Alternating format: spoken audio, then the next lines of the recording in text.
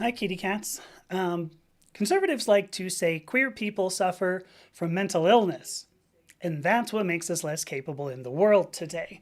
But the truth is that conservative stigma limits the queer community, just like any other marginalized community, and that leads to mental health difficulty. So, yes, I'm saying conservatives actually create the social ills they want to eradicate. So, today let's look into how discrimination causes poor social performance and what you personally can do to attempt to mitigate it. And then, of course, we can get back to Super Lesbian Animal RPG because Jodie's stuck in another dimension. Right? We really need to help her. Let me do some quick plugs here and then I'll say hi to everybody. I am Dr. Amethysta Herrick. I am both a scientist. I have a background in genetics and chemistry, analytical chemistry, and I'm also a content creator. I discuss identity and gender using the scientific method. You can actually find out much more about me and the work that I do if you look at my website below, which is purplepawclan.com, as you can see right there. You can find the social media networks that I'm on. You can read the articles that I write. You can listen to and watch the podcasts that I record with interesting people, possibly you. And finally, you can also check out the hypnotherapy work that I do to help people work through some issues with identity and gender. So if you would like to support my work, and I sure hope you do, you can get a subscription on my website for as little as $5 a month. But you can also just sign up for the free newsletter that publishes about every 2 weeks, full moon and dark moon for what it's worth. You can follow me on social media. If you see these, like them and share them. That's all the things that I need for support. And finally, I publish other people's work on my website, which once again, purplepawclan.com. So if you'd like to contribute original work on identity and gender, you can email me because there's a contact page. And finally, for the last time, that is purplepawclan.com. All right, let me say hi to a few people. First of all, I think I see Christine Fimble, which is pretty sweet. Hi, Christine. I also see Talia Rain and Margie and Anita. I believe I saw Genevieve earlier as well. There were a couple of messages on YouTube that I didn't get the chance to read them all. So hello to everybody who is here, first of all. Let me take a quick drink. Water. That cool glittering fluid. Whatever. All right, so today's live stream, I've been thinking a lot recently about how people learn and how you can improve how you learn. This obviously plays into my own story. I always want to learn, but it also comes out of what I'm trying to do as a content creator, because I would love to get content that, of course, works for all of you. Everything that, the people who could really use some of this educational content. So, one book I was reading recently led to an academic paper, like you do, from 2006. Okay, so it's called Stigma as Ego Depletion. It's obviously that's not very contemporary. That's 20 years old. There are a couple of phrases there to unpack in the title. Stigma as ego depletion, and we'll do that. But the gist is that marginalized communities perform worse than unmarginalized communities in a social environment for a reason. Who would have thought, right? That reason ultimately is stigma, which causes marginalized people to go through mental effort that unmarginalized people, unstigmatized people would not go through. So when I thought about that, when I was reading this paper, immediately I thought, well, this explains many phenomena that I've observed, but not understood, for what it's worth. I see Bo is here too. Hi, Bo. I feel like I had a lipstick on my teeth, and I don't know. The phenomenon that I've observed but never understood, the queer community tends to struggle with housing. I was actually on a podcast talking about how the queer community transgender in particular, struggles to get housing. The queer community tends to have lower education. The queer community tends to struggle with employment, and the queer community tends to struggle with relationships. Now, here's a fascinating point. That is absolutely common among all marginalized groups, not just the queer community. The problem here is actually being marginalized by a patriarchal society based on hate and discrimination. Crazy, right? So today let's talk about why that happens. Like, what is it that causes marginalization? And then why does being marginalized lead to worse performance? And then how can we try to mitigate this poor performance? If not try to mitigate actually being marginalized, which I think we'll struggle with that. So, and then of course we've got the game Super Lesbian Animal. I always have to look at it. Super Lesbian Animal RPG is still out there. We haven't saved Jodie yet. And I think she's the last member of our party to get. And then presumably, like, then the real game starts. Right, we'll see. Let me check comments here. Let me see. Before we get to marginalization, let me check comments. Let me see. So Talia has a free rare Sunday. I'm so glad that you're here then. Thank you so much. Oh, Anita's on the bus. Oh my gosh. I hope that'll work. Yeah, we're sending love to you all over. Margie had a strong cappuccino. Let's hope that this turns into something interesting. We'll see. Bo is here talking about fancy pants on Margie's head. You know, it happens. Why not? Yeah, Margie's enjoying a summer holiday. There you go. Oh my gosh. This was a really good pun. Margie just said she is the poster child for marginalization. You wait, Margie, because there's a lot of things I think you're gonna hear and go, oh yeah, that makes total sense. Christine, I'm glad you're here. Believe me, I'm so glad to see you. Thank you. Okay, I want to talk about stigmas. So stigmas that the queer community faces. What causes? So this comes from the question: what causes marginalization? And the primary cause is stigma. Stigma is what happens when. Oh, Brenda's here too. Hi, Brenda. Oh, and Charlotte. Good to see you as well. Stigma is what occurs when one group of people sees another group of people as somehow different, and as a result of being different, somehow less. This concept, I have somebody called oil up your can, I think. Oh, no. Unfortunately, not can. But I'm not going to repeat the whole thing. So this idea actually goes back to 1963. There was a social psychologist who talked about spoiled identity. And if it has identity in the word, you know I'm going to want to talk about it. So spoiled identity is kind of the cause of stigma. It means having an attribute that marks a person as different. That's it. Kind of makes you go, well, doesn't everybody have a spoiled identity? We're all different. What the heck? So what it does mean, though, is that you have to have something that's very different. And the attribute, believe it or not, can be positive or negative. Like if you're a gifted student, if you went to school and you were a gifted student, you were singled out, right? You were different. People went, oh yeah, it's the smart one, right? If you're a billionaire in today's society, we're unsure whether that's positive or negative at this point, right? But billionaires in today's society, this is an attribute that marks them as different. You could also be, black or queer or disabled. These are things that are perceived, at least by some people, as being negative. But both positive and negative attributes lead to being marginalized. You are singled out by a social environment. And here's the worst part. When you are singled out, it often means that you get devalued by the social environment. And it's the feeling of devaluing, it's feeling devalued that really hurts. And I mean, you can look at this, if we just look at those above, right? When we think about the smart people, you're like, get them out. Can we just take them out at the knee? Because then maybe I'll get a C in this class. We think about the billionaires. We go, I'll eat the rich, right?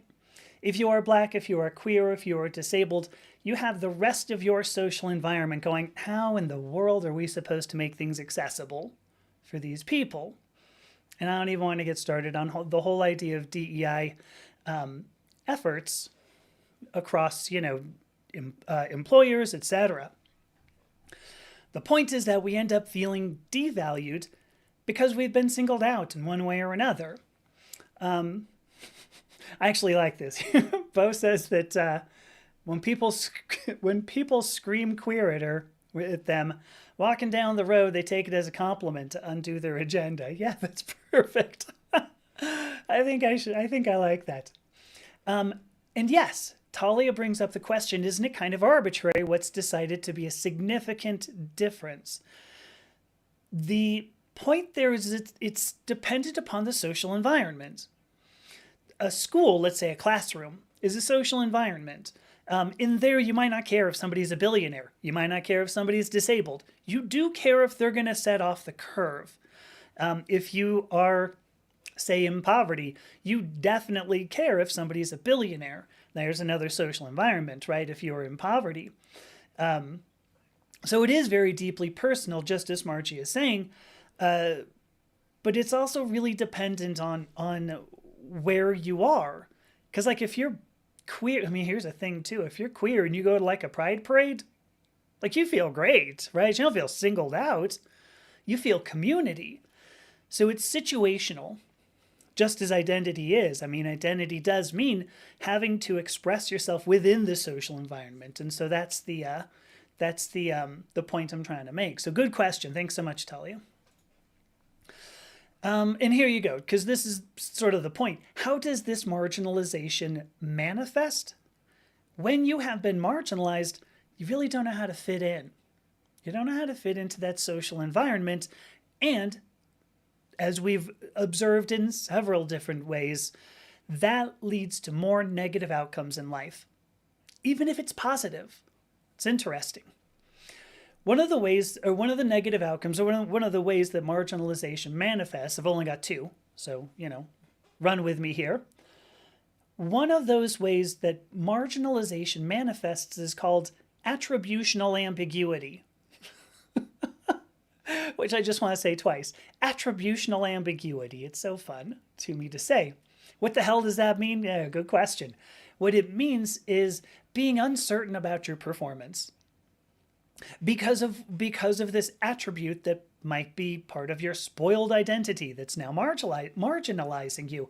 Did you do poorly? So you're uncertain about your performance because you go, did I do poorly because I didn't actually do that action well?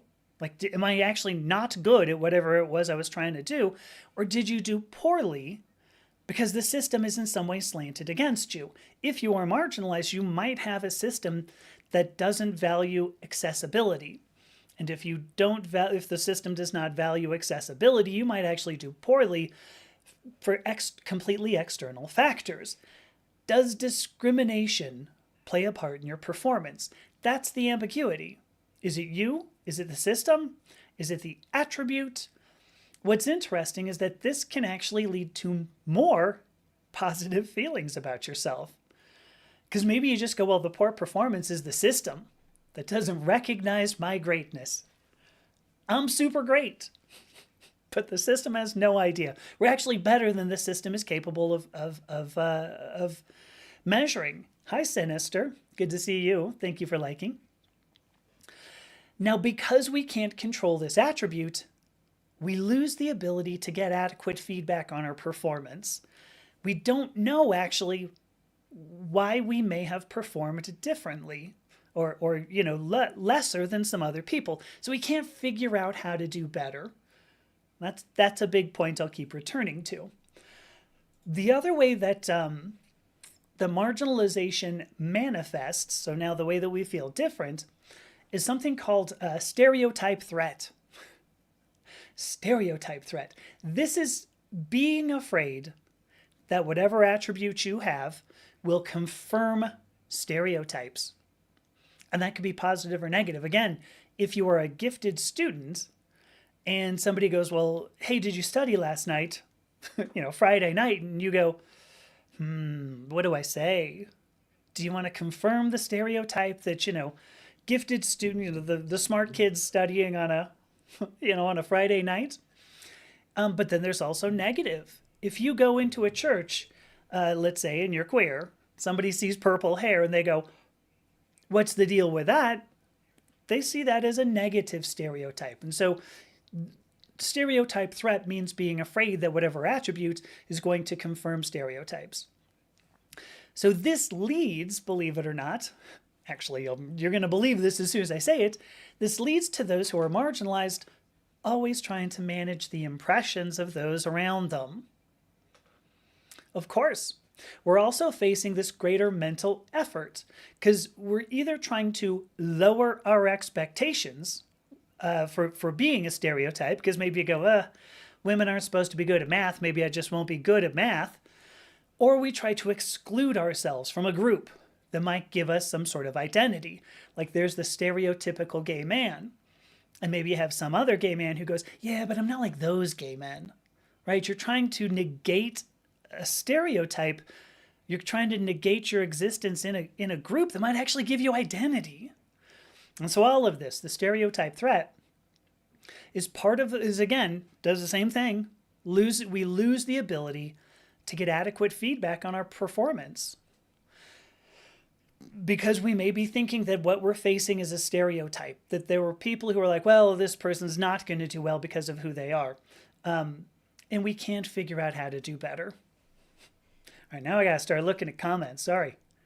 Brenda says, oops, did I get that come up right? Good. Brenda says, we used to say that everyone was being different by acting and looking the same. I know, I love that. I love that idea of the idea that you go, everybody else wants to be different, so I'm being different just by being completely undifferentiatable. I look at you look at somebody and you go, who the hell is that? I don't even know. They have a face you can't remember.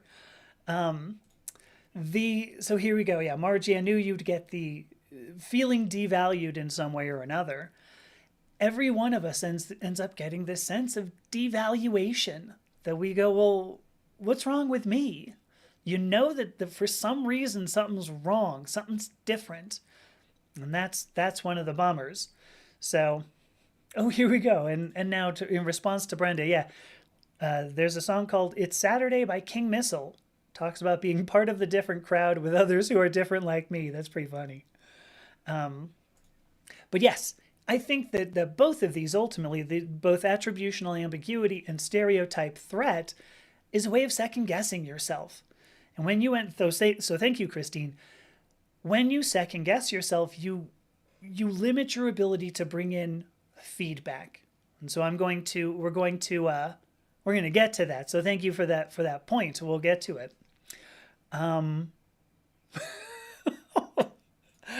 I'll just pop up the Hannibal Lecter quote, because why not? Oh, funny. I don't know that I want to pop these up. Billionaire prairie oysters. Oh boy. I like to watch what I eat, but I'm all about composting. Yeah. Oh my gosh. Oh, composting billionaire sounds profoundly environmentally friendly, doesn't it? So you're right, Duke. So quite true. Non-queer people can also have purple hair. If they go to church or not is certainly a guess or a debate, under debate. But the point is that it's an attribute that somebody will guarantee. Somebody will look at and go, well, you're lesser than. I mean, I've had this happen. People come into my live streams and they'll go, oh, purple hair and nose rings. Now we know very well that you must know nothing. And I go, oh, okay. So far we're talking about something fairly significant here, but there you go. Bo, this is a great point. I am going to get to it. Bo says the marginalization of people is just a distraction from the corruption of the system. So true. And we are going to get there. Would you watch? All right. So in order to get there, let's talk about something called willpower. Right? So we just talked about stigma. How stigma turns somebody marginalized and how marginalization can manifest. So willpower. Why am I talking about willpower? Ooh, Amber's here. Hi, Amber. If we end up going to the Amber Woods in an hour, which we will. So Western education, when we look at Western education, in fact, really, I could say, I don't even want necessarily to say education. Western society focuses very strongly on this idea of willpower. This is the idea to force yourself to do something. There are a ton of books around this, right? There was a book, I don't know, it was probably 15 years, it might be 20 years ago now, I don't remember, but it was called Eat a Frog. The idea is that you get up and you do the worst thing that you could possibly do so that the rest of the day seems pretty dang easy. The common understanding when you think about willpower is that all of our success is dependent on being able to push through some form of adversity. That you just have to work really hard. If you just work hard, no problem. The unfortunate thing is that research indicates over and over that this is not true. We see this all over the place. I mean, if you're reading like psychology academic papers, and maybe you're not, but research all over the place indicates that this just plain isn't true. In fact, this paper, like I said, from 2006 that inspired this whole live stream that we're actually going to get to, I think it's the next. Yeah, we're finally going to get to the paper on the next section. But research indicates this simply isn't true. Successful people do not necessarily have high willpower. And what does successful mean? Talia's going to ask. What does successful mean? The people we consider to be successful don't necessarily have high willpower. Naturally gifted people, so like those gifted students I was talking about, don't necessarily have high willpower. But this is the major model that we use, at least here in Western society, especially by conservative rhetoric. Here we go, Bo. I'm already getting to your point. We've got that whole idea you can just pull yourself up by the bootstraps, right? And if you can't do that, the problem lies with you. You just need some sort of willpower. Eat a frog first. Get up at 5 a.m., eat a frog, run 16 miles, and everything's going to be fine, right? What we find, this is why willpower does not define success. What we find is that, actually perfect, here we go. So Talia even says it ties into the myth of laziness. So true. So true. And that's a lot of so that's actually what we're going to talk about in the next section, because there is, well, let me wait. When you look at studies about willpower, we've found that willpower is kind of like a muscle, like an actual, physical muscle, okay? There's a limited amount of work that a muscle can do before failing because it gets tired. If you've ever been a runner, like maybe, you start off, you go, like a mile, that's a whole long way. But then you can do 2 miles. And if you can do 3 miles, you can pretty much do 5. And if you can do 5, you can more or less do 7. And, it just keeps on growing. So willpower is kind of like that. There's a limited amount of work a muscle can do, but when you use this supposed muscle of willpower, you can improve it, like a little bit, not a lot, but you can improve it. Let me grab a quick, let me mute, because I think I got a cough.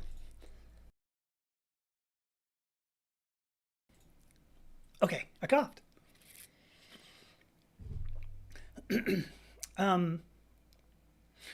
So when you use the muscle of willpower, you can improve your amount of willpower. But like a muscle, as you use it once, it gets tired. And what we've discovered is that performing one task that requires willpower means you have less for the next task, less willpower. I got a cough again.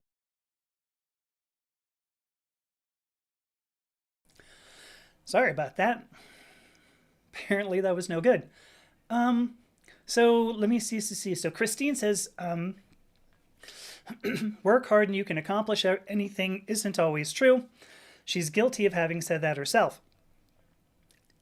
Same. I mean, this is what we're taught. This, for what it's worth, I think this is the American dream. This is why the American dream ends up being a nightmare. Because you cannot just push through everything. You simply can't. Sip water. Okay. Better? Let's hope so. Hey, Emily. Good to see you here. So, anyway, willpower ends up, you perform one task. Oh, I can move that away. You perform one task that requires willpower. It means you have less for the next task. It's a limited resource, just like a muscle. A muscle at some point gets tired. And that's partly why those Eat a Frog books work for only like a short amount of time. Like you can get up at 5 in the morning and eat a frog, whatever that means to you, and run 16 miles. But you can only do so for like a couple of weeks, and then you go, you know what? Hey, fuck it. This is ridiculous. If you keep stressing a muscle, sooner or later you have to rest it. Now, some people, yes, like the people who write these books, can certainly sustain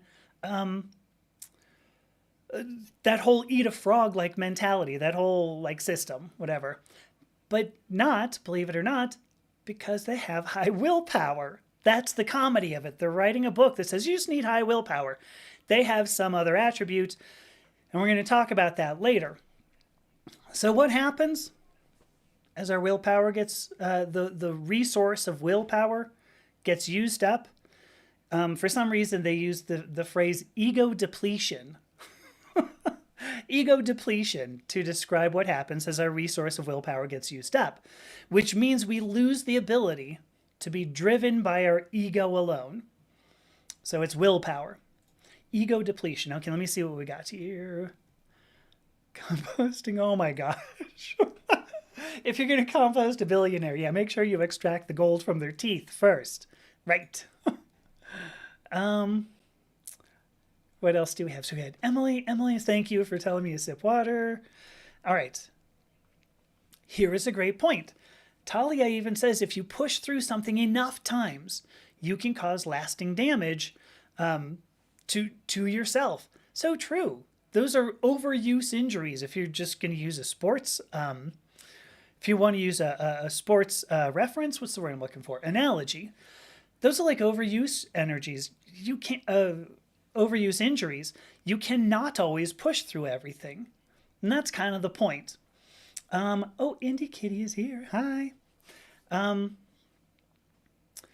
Indie Kitty says she doesn't rely on willpower. She relies on routine instead. It's easier to let everything roll downhill. Yeah, that's part of it. It's interesting. There's more. That's more. But yeah, it's like having fad diets, as Christine says. You know, you follow a fad diet, you go, oh my God, I lost 5 pounds. Woohoo! Right? They always did it. Oh my gosh, what was that stuff called? A shake for breakfast, a shake for lunch, and then you have a Nutri-Slim, Slim Fast. I think that was it. You could use that for like a week and you go, oh my gosh, I lost 10 pounds. And then it was nothing. Then it was really like, ah, it's terrible. I don't want to drink a shake for breakfast and a shake for lunch anymore. I'm going to go get some French fries and dip them in blue cheese dressing. Indie Kitty brings up, I bet they have a high support system.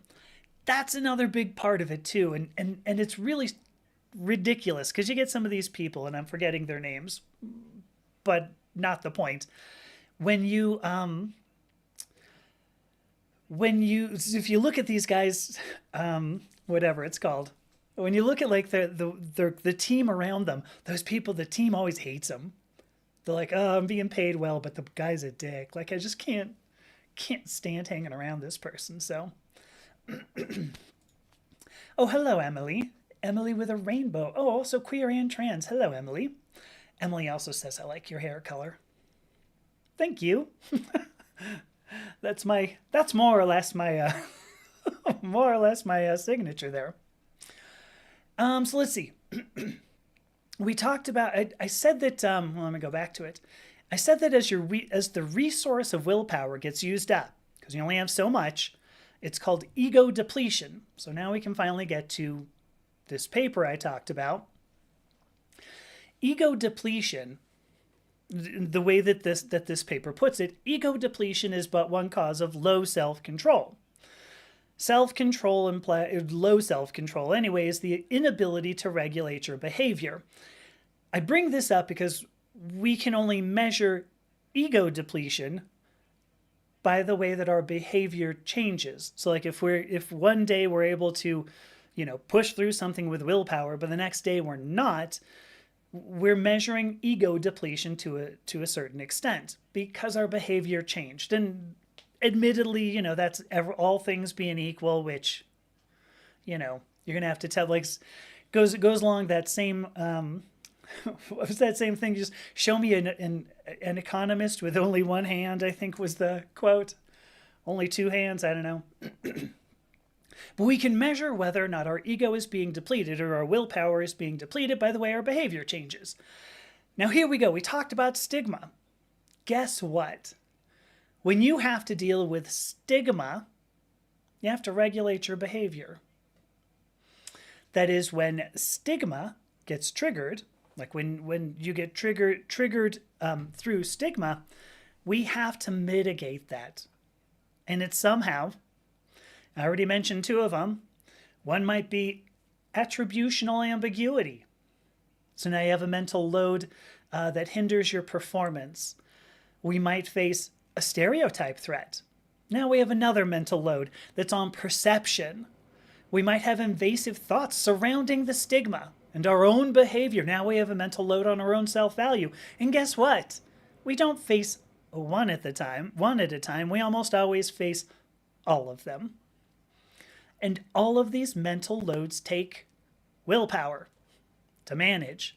And requiring willpower to manage means that that we're going to face ego depletion, and ego depletion affects performance. And so what this means is that we end up with an effect of losing the ability to get feedback, and that impairs our ability to improve. This is what it takes.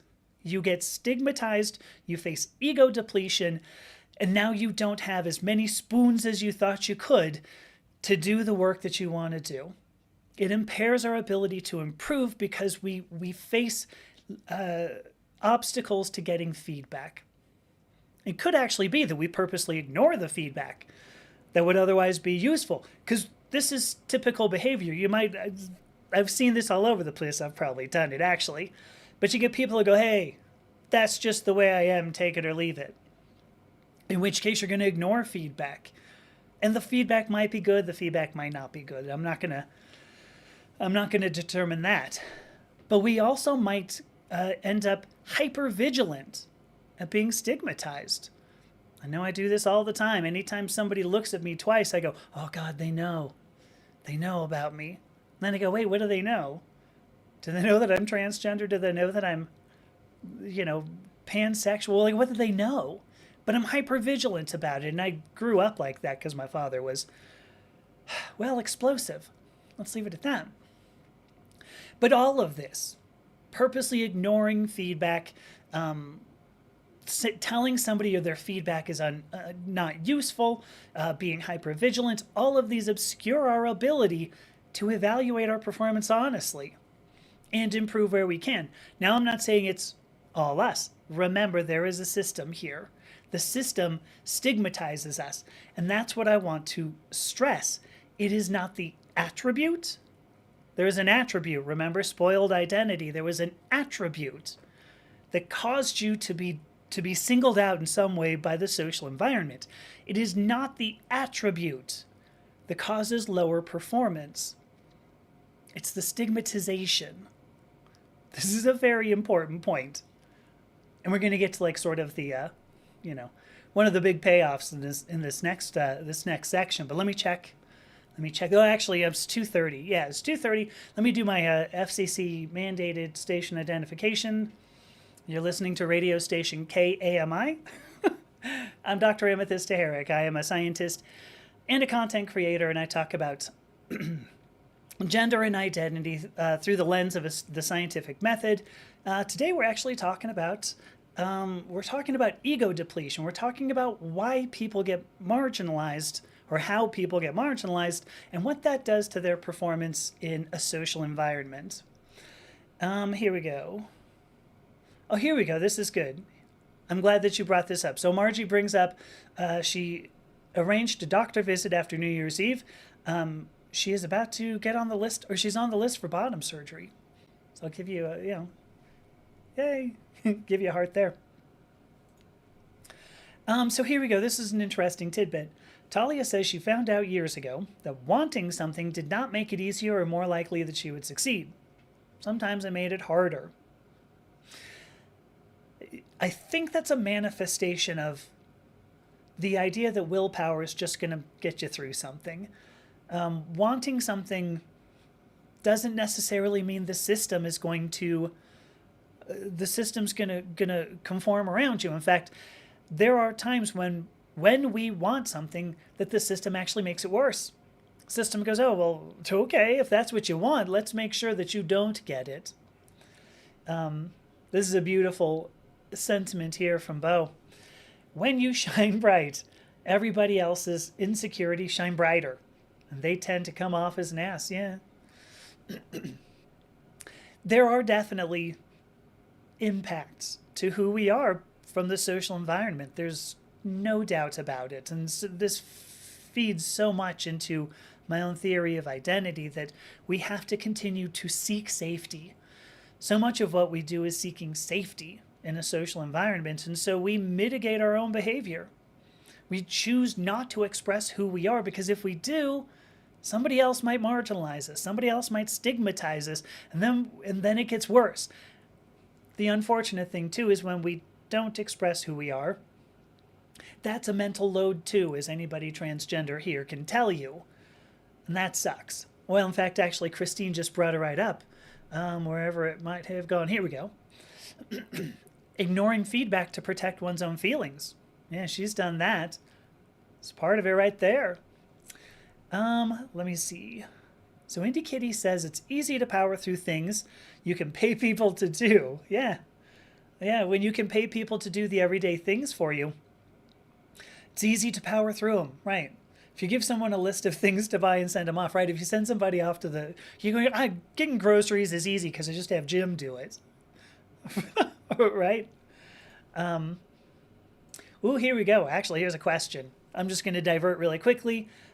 Charlotte, if you want to think about, if you are interested in Thailand, I can get you 5% off for what it's worth. If you go to Yanhee International Hospital, I'm just saying that. Quick plug. As a registered agent, I can talk to you about surgery and give you 5% off. I don't know why I'm laughing about plugging that, but there you go. I mean, I loved my surgery. My experience there was phenomenal, so I'm just going to throw that out there. Whoops. What was this? If you're like, so Duke says, it works if you're like the Highlanders. I don't know, there can be only one. That's the thing. Oh boy. Okay, I got a bunch of things. Yeah, a decade or two. I hope it takes less than a decade or two. And here you go. Here's another point from Indie Kitty. It's easy to have willpower if you have the resources to outsource everything that you don't want to do. Right, because you don't need the willpower because you don't have the difficult things. And by the way, Indie Kitty, thank you so much for the gift there too. What else do we have? The documentation. Okay. So Duke asks a neat question here. Do you feel that people outside the internet are getting better at gender versus sex? So Duke keeps seeing gender critical BS pop up in my recommended, and many won't acknowledge this. I'm unsure how to answer that. I believe that what we're seeing on the internet is exceptional. There's let me define what I mean there. There's a quote, and I can't remember who it is who said it. But somebody says when you turn on the news, like at night, and I think this was 60 years ago. It was like Walter Cronkite or Dan Rather, like somebody from my time is what I was about to say, so I may as well just say it. The news, though, when you turn on the news and you go, oh my God, the world sucks, we have to remember the news is always the exceptional. It's news because it's not normal. Hi, Jade. It's the exception. to typical life. And that's why it's newsworthy. If you went, if they on the news they showed like, hey, look, this person got up and made it to work. They worked 8 hours, they were able to get home, they took a bus, everything was fine. They got home, had dinner, and then were able to get to sleep and actually had a pretty good night's sleep too. Like, nobody cares. They go, I don't want to watch that. But then when you see, look, there's a serial killer out there, people go, ooh, eat it up, right? So to answer your question, what we see on the internet, and I think a lot of what we see on social media, is exceptional. Most people don't do this. In fact, most people aren't making videos, the gender critical videos popping up in your recommended. Most people aren't making them. Most people aren't making not gender critical videos for that matter too. But all of this is exceptional. And I think that's what I wanted to say. Boy, I'm going along, I'm going a long time on this. What do we got? So Charlotte says, yeah, 5% is 5%. Will they do a face at the same time as bottom surgery? Maybe. They did top surgery at the same time I got bottom surgery. So I'll say that much and we'll see what happens. All right, here we go. I want to talk about this. Here we go. So NewsHour, is it Jim Lear? I forget how you say that. Is it Jim Lear? I forget. PBS was your American news intake. Yeah, see, PBS, at the very least, being publicly funded, tended actually to do, equal time. And I know that went away in, like, the Reagan administration, but wouldn't that be amazing? All right, here is what I want to talk about. The system. And I think the big question here, yeah, actually, look, Talia's got a great point here. And I'm going to pop this up because it's going to play into what I'm about to say. The gender critical bullshit has to do with outrage. And outrage leads to engagement. And engagement leads to selling advertisements. And that's what any streaming platform does. They need to sell advertisements. Meta's a little bit different, but that's why I'm not on there. Lair. Okay, Jim Lair. Thank you. I thought it was like Lear or Lair, so thank you, Margie. Anyway, advertisements lead to more money, and more money feeds the capitalist system. So here we go.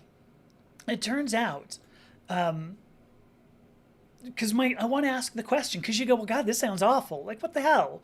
Does conservative rhetoric, do like the conservatives know what effect they're having? I started off right at the beginning. I said, flat out, yes, I'm saying conservatives create the social ills they want to eradicate. I said that flat out. Do they know it? Well, I think maybe I just killed my own point. But the loss of performance, I want to go back to remind you, the loss of performance that we see in marginalized groups is not due to the attribute that marginalizes them. They don't lose performance because they have this attribute that singles them out. The loss of performance is due to managing the stigma that's applied to them from the social environment. And here's the point. It's kind of an ugly point. Stigmatization is a strategy. You can use stigmatization leads to the home field advantage, I guess it's called. You'll get a sports team. If they're not outside their stadium, you almost always see a sports team perform a little worse. Because you have, Valkyrie joined. Hi, Valkyrie. Valkyrie and Amber. The home field advantage, I think it's called. You'll get a sports team that they're being booed and they're like, oh, these people hate us. I'm probably going to end up, doing worse. And they do. We actually see this with sports teams. People are being paid $1 bajillion, however much, a lot of money to do what they do. Stigmatization allows those who apply stigma both to improve more quickly, but also just to appear better. This is the home field advantage. Plus, with the home field advantage, if that's chronic, they can improve more quickly. So I believe, Amber, I don't know. Amber says she had a comment that got blocked for some reason. I don't know what it was, because I only saw you jump in just now. So I think there is a reason, for what it's worth. The conservative rhetoric centers on hard work and persistence, because hard work and persistence require willpower, and willpower is not what causes success. If you focus on something that doesn't work, that won't work, forget about that. You're obscuring the stigmas in the social environment. And of course, one of those stigmas, right, is simply not being a white, Christian nationalist billionaire. Because basically, if you can't pay your bills, that's your fault. Of course. Don't look for ways to improve that don't entail willpower. Don't look for those ways. If you find that, hey, you might end up, actually improving. So I think there's a reason why conservative rhetoric always centers on hard work and persistence, as well as bioessentialism. Because you can't change that, right? It doesn't make a difference how hard you work, how much you persevere. You cannot change that.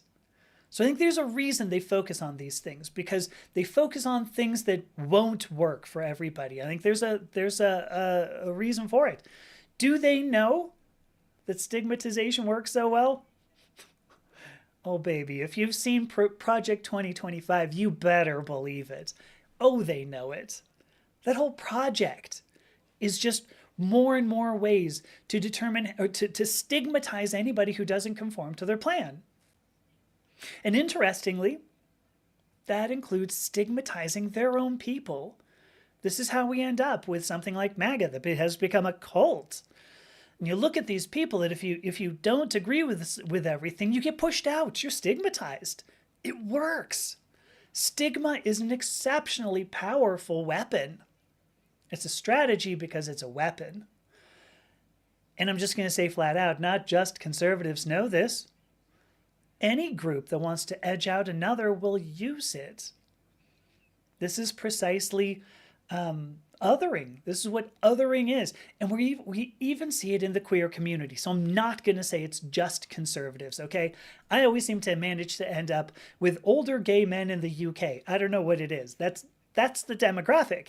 But I will get older gay men in the UK who leave me contents that say, hey, I'm muddying the waters I worked so hard to clear.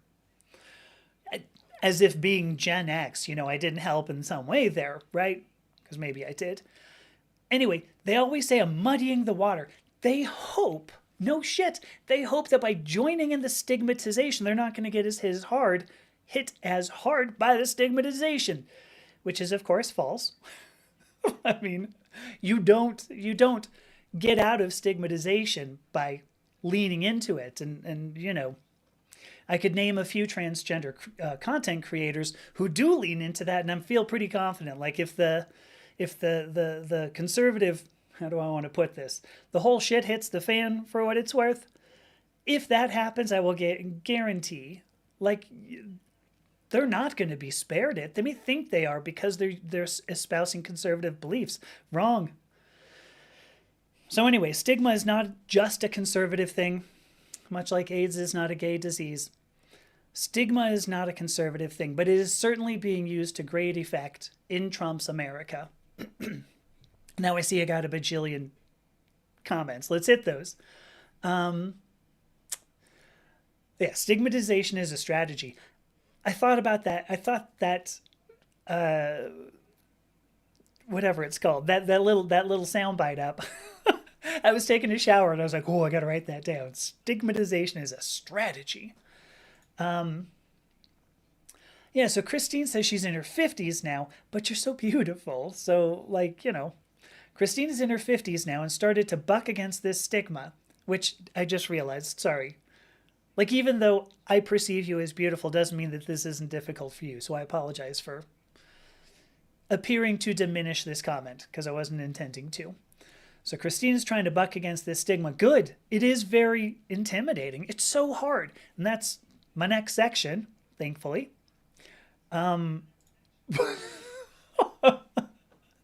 Duke says it's starting to sound like the video game Gauntlet with Valkyrie joining. Valkyrie also needs food badly. So there you go. Oh, I see. Sorry, I also missed this one. So Duke says they missed this era of news, the Walter Cronkites and whatever of the world. being a younger Gen Xer. I didn't know you were a Gen Xer. I thought you were a millennial. Well, if you're younger, there you go. I remember seeing the film Quiz Show during the 1990s about stuff being rigged. I got to tell you, I never saw that. I don't even remember it. But it was Ray Fiennes, which is kind of cool. That I don't know what he was doing prior to that. Sure as hell think he's probably not going to play Voldemort again, right? But here we go. This is a beautiful comment from Amber, from Valkyrie and Amber. First of all, thank you so much. The oligarchy does demand that individuals fail because it's what continues to lift them up. It's what allows them to improve more quickly. They need this stigmatization. They need to tell you, listen, if you're not as good as I am, that's you. Sucks. And Margie, great point. This whole thing about ego depletion by stigmatization applies to anyone employing stigma and queering, including queer folk. Because here's a crazy thing. If you go and read that link, and I linked it in the Discord server, if you're in the Discord server with me, if you read that, there's nobody queer in that paper. They use two groups of so there's black people, one group of black people, one group of black and white people, and then one group of females.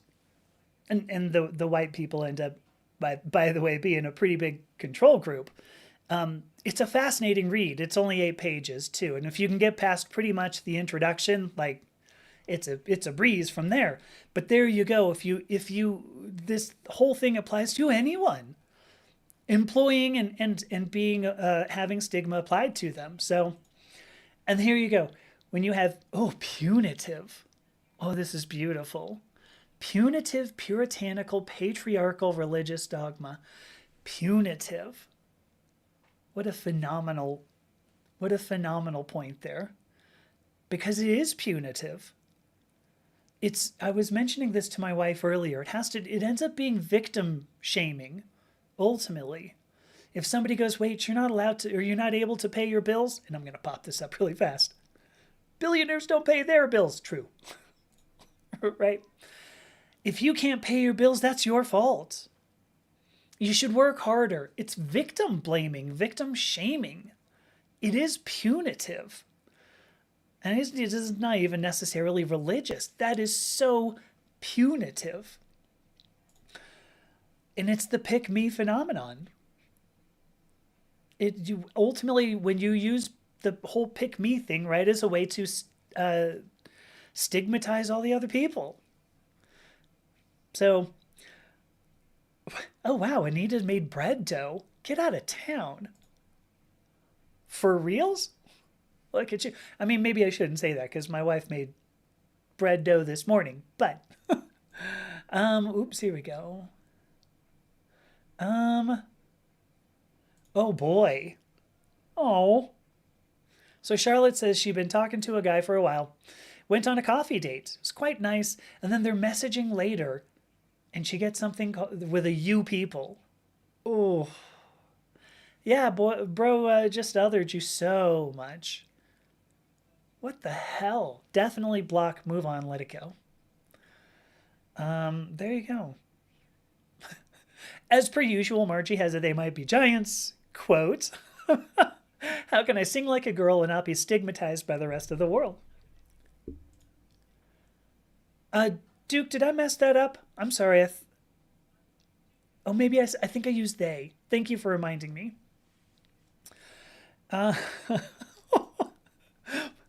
We could verify one thing about Donald Trump from him wearing diapers. Yeah, he's a dip poo-moji. And I think this is a great point. Look at this. Trans femme stigma is written up in the penal code. Pretty much. Well, there's a pun in there somewhere in the penal code as well. But yes, you go to jail if you're trans femme. Ooh, get out. All right, here we go. Here's my last little bit. And this is somewhat ugly advice. I don't know that it's exactly good advice, but here's the advice I'm about to offer. to mitigate, what time is it? Oh crap, I gotta hurry up. To mitigate stigma as a queer person, the only way to mitigate stigma, period, I guess it does make a difference what marginalized group you're part of. The only way to mitigate stigma is to mitigate the ego depletion. And so ego depletion affects those tasks that require willpower, right? Well, how we deal with willpower depends on mindset. Now, I don't want to go into a ton of mindset stuff here because, frankly, I don't know a whole ton about it. There is a book by Carol Dweck that goes back, 20 years or whatever, by Carol Dweck about mindset. And she came up with two specific mindsets in particular. One is called a fixed mindset. That is seeking praise or success. Success, let me put that in quotation fingers. Seeking praise or success according to the social environment and not pursuing learning. So what is success? You can look at things like the number of followers on social media. Is that necessarily a measure of success? No.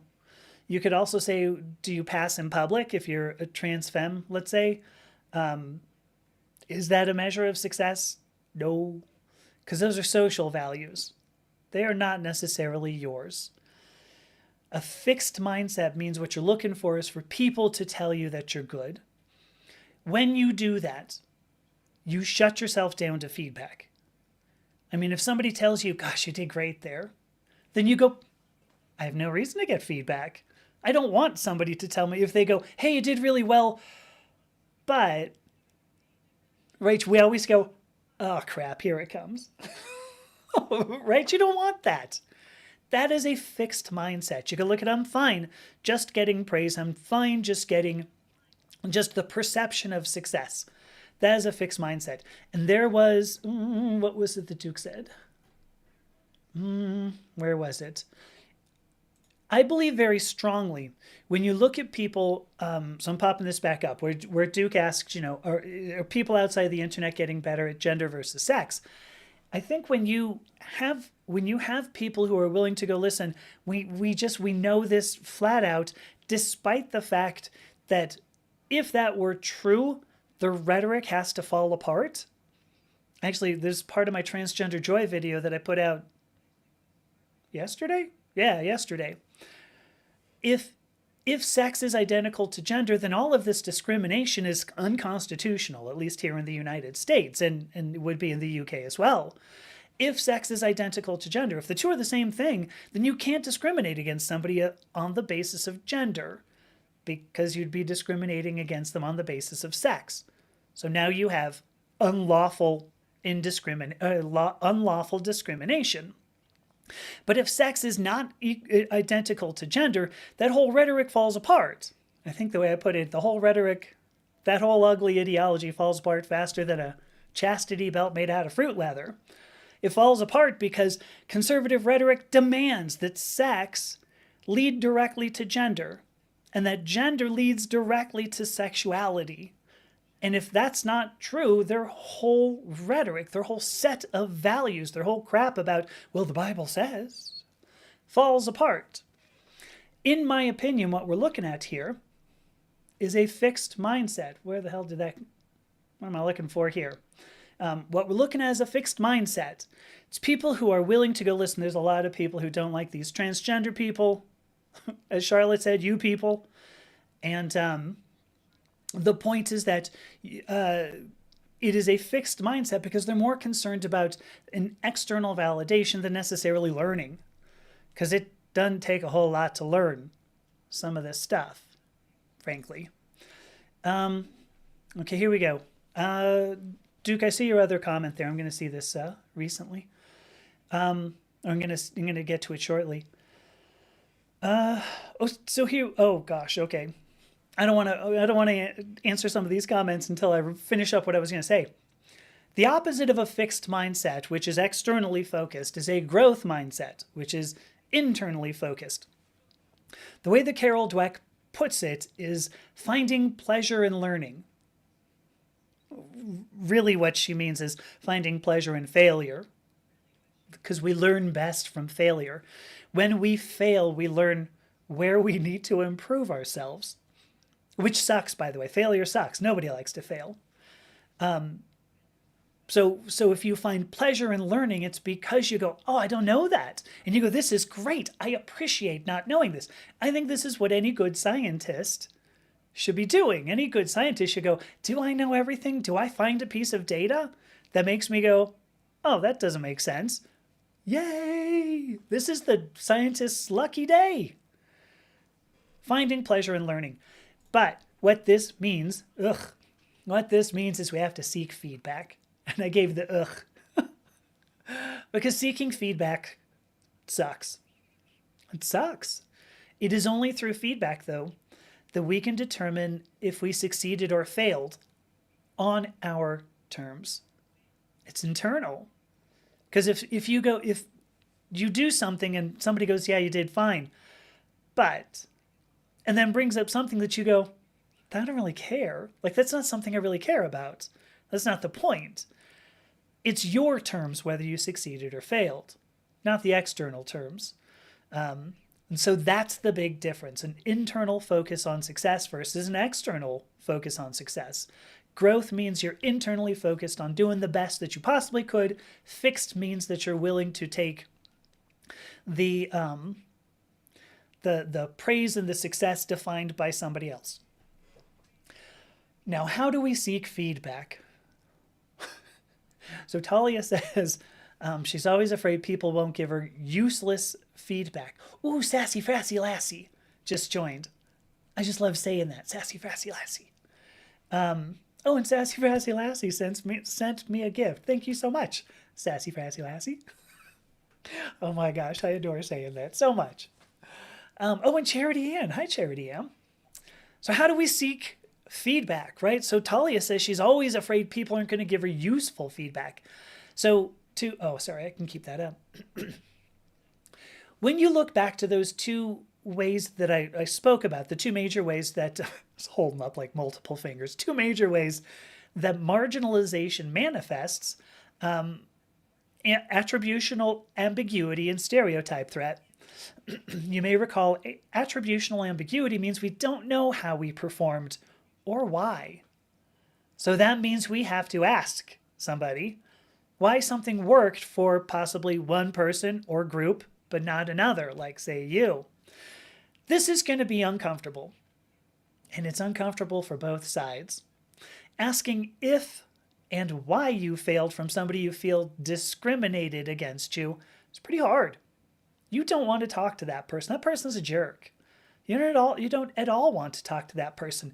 But here's the other thing. It's uncomfortable for both sides because if you point out that this person really was discriminating against you, they might be pissed off. Well, I will guarantee. Well, actually, some of them might go, heck yeah. Some people actually take quite a bit of, pleasure in being discriminating against people. So being called out for making a poor environment is difficult. So that's tough. How do you seek feedback? You ask, these people basically, are you discriminating against me or was there really honest feedback you've got? The other way is stereotype threat, right? So now we're trying to manage another person's perceptions and sometimes our own as well. We have to ask them. We have to confirm what they're actually thinking about. Is our performance based on other people's failures, not ours? And so now it's a stereotype, right? Is our performance based on other people's failures? Is it you people or is it me, as it were? So Charlotte, thank you for giving me that. I keep on bringing it up. Again, this is going to be difficult because when you're hyper-vigilant, as you get when you're marginalized, you're looking for discrimination. And it's so easy to go, well, it's just discrimination. Fuck them. I'm out of here. I'm not going to do anything. We may need to trust people that ultimately we're not ready to trust. Ouch. But on their side, they do have to figure out if they are being, if they are discriminating against you, if they are using somebody else's failures or somebody else's strange behavior that they find strange against you. So it's hard. In short, what we need, in short, she says, we're an hour and 5 minutes into this. In short, she says, You need to have a growth mindset that makes receiving feedback pleasurable. You got to seek it out. You have to use the feedback honestly given. Oh, T.S. Paris is here. Hi. And Luna Ray all day. Oh my gosh. But it also means, so you have to seek the feedback out. You have to use the feedback that has been honestly given. And then you have to reject the feedback you know is based in discrimination. And sometimes you get people you want to believe are being honest, but aren't. Now, someday, I believe, we will escape discrimination and stigmatization. I believe this. Maybe you may say I'm a dreamer, but I'm not the only one. So until then, we have to call out discrimination. We have to call out marginalization. We have to call out stigmatization as what it is. And that sucks. But that's the way that you mitigate stigma as a queer people, as a queer person. Okay, that was everything I had today. Let me look at these comments because there's a bunch of good ones. What do we have? Okay, so first of all, let me go to this. So the person who did trans voice lessons had a stream recently. Okay, good. So she was inactive for a while, recovered from something major. I forget, trans voice lessons, that was Gianna, I think, right? Z? I hope she's doing okay. Let me see. So Margie says to Talia, she does her best to give useful and practical feedback. I think that's good. Here we go. So yes, Valkyrie and Amber brings up, so I was mentioning before, right, that if you, this was in the last section, that conservative rhetoric is based on sex stereotyping and discrimination against that stereotype. Yeah, they depend on this obvious dependency. Well, that came out poorly, but their rhetoric is this obvious dependency of sex to gender to sexuality, and as a result, because if you have an XY karyotype, then you must be a man and you must want to sleep with women. Bunch of crap. I do like this too. Who was this? Thomas Edison, I think it was. I think it was Thomas Edison who says, somebody said, wow, you figured out how to make a light bulb. And he says, well, really what I did was find 99 ways that don't work for making a light bulb. Yeah, he embraced failure. He was also kind of a jerk, from what I understand, in other ways. But there you go. By the way, thank you so much, Sassy Frassy Lassie. Sent me a bunch of gifts. Thank you so much. Here's a neat thing. So Duke brings up that some of the gender critical people, one of whom always introduces as a detransition male, I almost bet I know who this is. Detransition male with AGP. There you go, with autogynephilia. I bet you I know exactly who this is. Anyway, so some of the gender critical people, one of whom always introduces himself as a detransition male with autogynephilia, spread misinformation about it. So then Duke goes on to say, common sense alone and intuition tells me that only some transgender women have or had it, not all. Now, an interesting tidbit. I don't want to talk a lot about it, AGP, because meh. What's interesting to me is that I think AGP is thrown around. Like, some people will look at me, they go, oh, you got purple hair, AGP. And I go, what? Like, how did you get to that? Autogynephilia implies that you get aroused at the very least by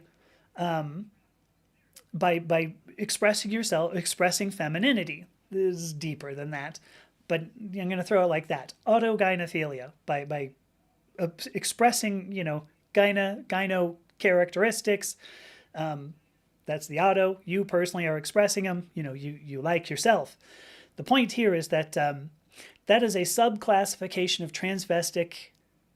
I think it's called transvestic disorder. I'm trying to remember what it is in the DSM, which is actually distinguished from gender dysphoria. So if you have a transgender woman who says, well, I absolutely experience gender dysphoria, that rules out transvestic disorder altogether. And if AGP is a subclassification of said disorder, transvestic disorder, of course it's different. I mean, it blows my mind that everybody sees me, they go, oh, well, it's AGP, you must have AGP. And I'm like, I don't know, I can look back at 52 years prior to gender transition, That it actually was not about being aroused, that it was expressing femininity because that's what it did.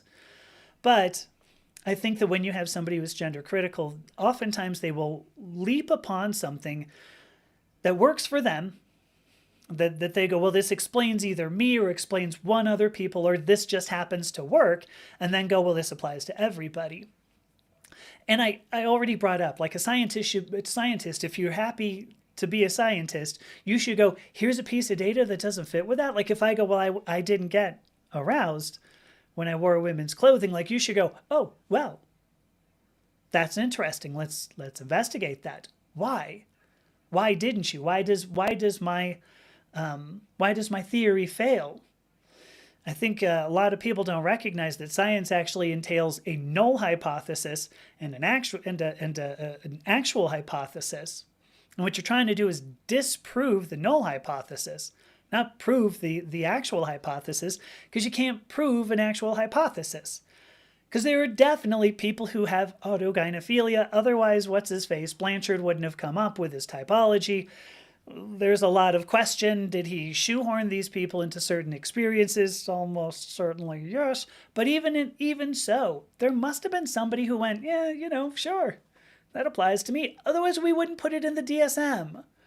Like, there's a big reason we do that. Does it apply to every single person? Clearly not. And so, anyway, I guess all I'm going to say is, if you're a scientist, you should be. Oh, so my point was going to be, sorry.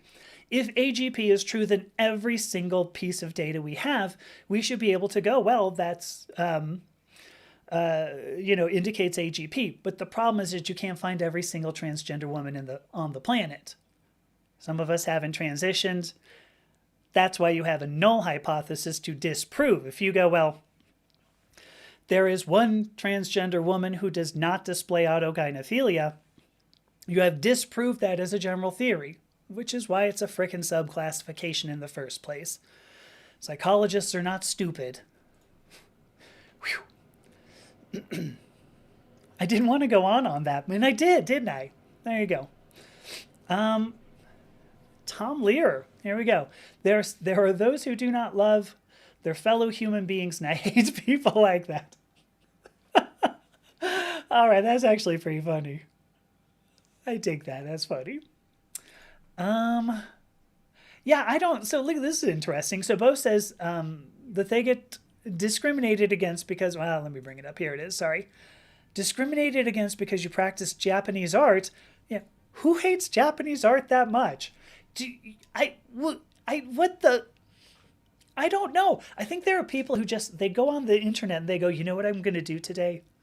I'm just going to rage. I actually did a total of 2 podcasts. I cannot think of what it was called. I appeared on somebody's podcast called Rage, Outrage. Shoot, what was it called? I'll have to look it up.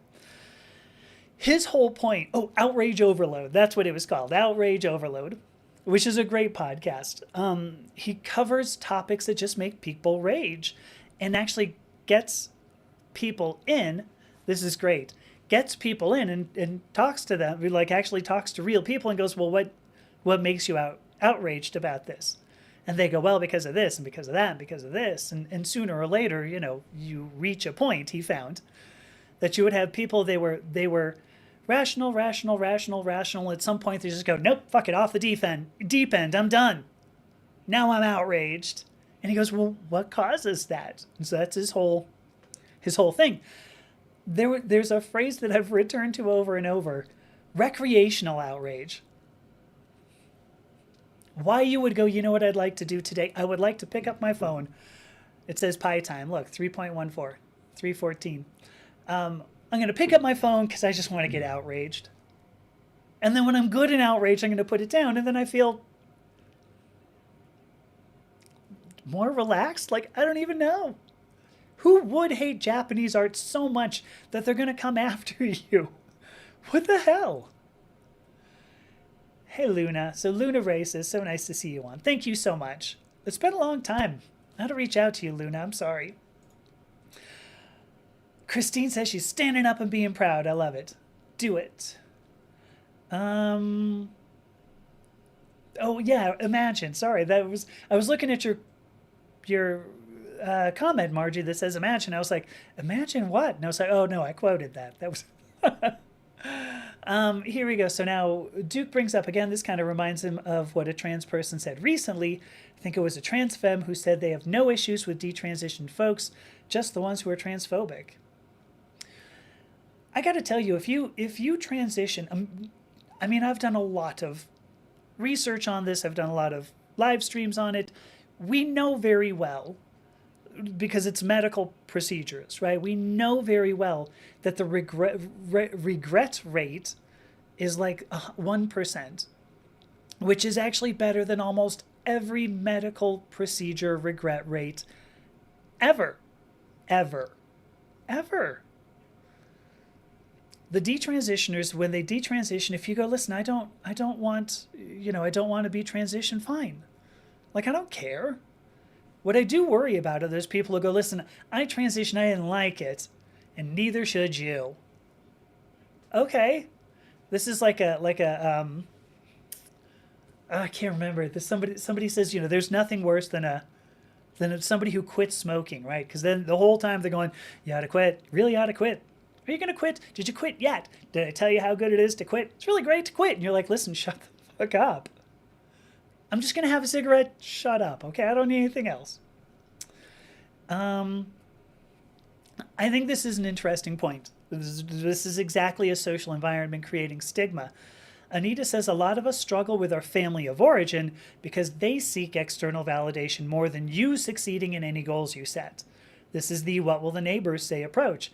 Yeah, you that is a stereotype threat. They are feeling a stereotype threat and putting that stereotype threat on you. My sister, when I was out in Los Angeles last week, um, last week? Yeah, I don't know. When I was out in Los Angeles, my sister and I had a long conversation about like our parents, and both of our parents didn't really see us. They had this idea, oh, this is who our child's going to be, right? Our child's going to be this, and if you didn't fit in that, they went, whoops. Now what? Right? And so that's where the friction began. So I agree with you, Anita, 100%. Where did I see this? Where did it go? I want to pull it up. Where was it?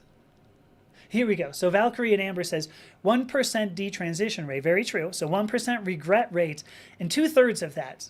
So now we're actually talking, 1/3 of a percent who actually detransition because they didn't feel better about themselves. Most of the people who detransition do it because they faced social stigma. Exactly what we're talking about here. Exactly what Anita just said. People around you go, I don't like this. Yeah, I really don't like this about you. Get rid of that. Um,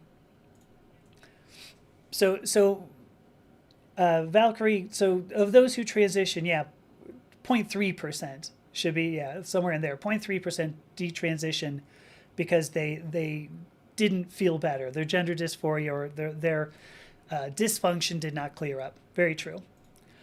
And here you go. This was it. So Talia, yes, they love their idea of you. That's what parents do. They go, oh gosh, I thought we were gonna I thought you were gonna be good. I love this idea that I had for you. Here we go. So yeah, Margie says she knows people who have detransitioned due to social hatred, which I can believe it. That's the social stigma that Valkyrie just brought up. But who have also vowed not to become grifters. I do appreciate oh gosh, what's her name? Riley Gaines has made this whole career now, right? I'm going to go speak out against the transgender community because because I tied for 5th place against a transgender woman, right? Grift, if there's a sign of grift, like, I don't know, if there's a clearer sign of grift, I don't know what it is. But that's grift. This is entirely off topic, but yeah, when Tesla is stolen, I think we should absolutely call them Edisons. So Margie says many cis women get satisfaction from their own femininity. Yeah, see, here's a crazy thing too. We care about we care about autogynephilia, right? So you have a man who takes pleasure in, and I'm using the word man because that is the gender. They take pleasure in expressing themselves, expressing femininity. But cis women do that, and guess what? A whole lot of cisgender men look in the mirror and go, "Oh, look at me." This is so just I feel stupid even doing that. But you know, they go, "Ooh, look at me. I'd have sex with me," and then go, "Well, I got 38 or 40 seconds. I could probably just." So what is that? Are the cisgender men okay because they're turned on by their own masculinity? What does that imply? I don't even know. Yes, that was. I don't. For what it's worth, I followed her when she didn't have blonde hair. She had kind of brownish reddish. So, wow, Charlotte brings up a great point. As long as we're going to talk about AGP and what the hell, Charlotte says, unfortunately, she feels AGPs use a trans persona. Oh, that's a great way of putting it. Trans persona. So this is a mask, right? In the Jungian definition of this. Use a trans persona to undermine and stir hatred to the trans community to give themselves kicks. I agree. I mean, it's the recreational outrage, you know. So Charlotte says, yeah, she's felt nice stuff. None of it is about being aroused. I don't think so. It was not about me being aroused. And I don't know. When I've said that, people go, "Why? It's just not true." And I go, what? How can you tell me this? How do you know? What? Anyway, well, yeah. So Margie says her sex life has cratered after transition. With respect to, I do appreciate the math, like the math WRT in there, but yeah, there's no way in hell I'm going back, right? Oh my gosh. I mean, certainly, you know, HRT certainly changed my orgasms, and to not to sound like a broken record, appeared on a podcast about that recently, in the past year, by Eve Hall, who is great. It's called the Please Me podcast. She's an amazing person. And actually, I just released a podcast with her, what, 2 weeks ago? Yeah, 2 weeks ago. She's awesome. Anyway, obviously it changed, but yeah, I certainly wouldn't go back. So, this is a great point. So, Duke says he heard there were major flaws in Blanchard's questionnaire, which would explain the shoehorning, plus that the scientific community mostly discards this research. There is that. I mean, you know, autogynephilia is not well respected when it comes to the psychology community.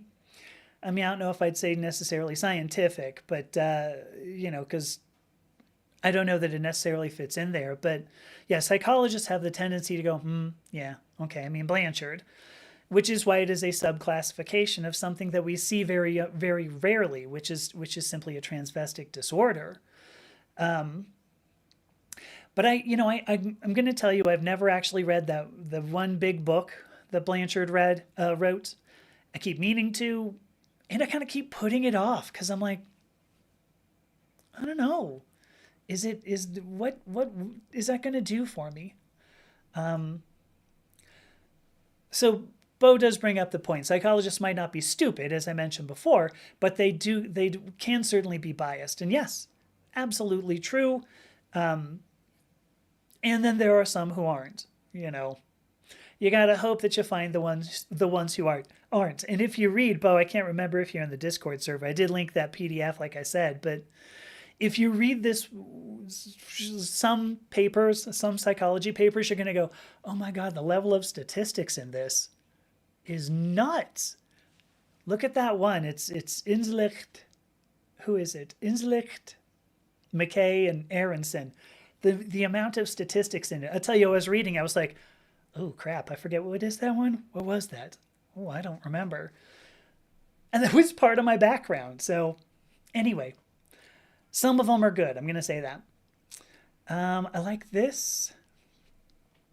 Anita says when she first sought help, first sought help for gender dysphoria in the 1980s, one of the major reasons they couldn't get help was being attracted to women. That you couldn't get help. Like, that's fascinating that anybody cared. Like, why would they look at your sexuality? I mean, you answer the question. This is, of course, due to heteronormativity, right? It's due to this bioessentialist idea. If you were assigned male at birth, then you must be a man, and you must be attracted to women. So if you're attracted to women, then you must be a man. We can go work backward. Of course, you don't have gender dysphoria because you must be a man because you're attracted to women. Doesn't make any sense. T.S. Paris. I'm going to tell you, I've had I don't know if you're still here, Paris, but so she and I have been having a lot of conversation. I just really love this person. We only met in the last week or two, but we've been talking about our families. And anyway, if you are on the streaming platform and see that shows this comment, go and follow her as well, because she's a great person who just says here, thank you for speaking about your journey. Thank you. I'm more than happy to do so. What else do we have? Yeah, here we go. So Anita says, yeah, the way that they heard about AGP was as an attempt to explain, the so-called transbian, lesbian, transgender women. But it's like not even a good explanation. And I think, again, not to continue, oh my gosh, I have a whole lot more. Oh, I don't have a whole lot more comments. Not to continue to harp on this, but again, it's a subclassification of transvestic disorder, not gender dysphoria. It actually is not related to gender dysphoria. And if sexuality and gender are separate, which is true, right? I mean, just because you are assigned a certain sex at birth does not imply that you're going to express a certain gender. And just because you express a certain gender does not mean you're going to be attracted to people opposite of those characteristics. If sexuality is different from gender, like, why would you need to explain anything? The explanation is gender and sexuality are not identical. Anyway, there you go. I just wanted to make a wry look for a while. What else do we have? Ooh, snap. Oh, I wish I knew what that was. Oh, there we go. Yeah.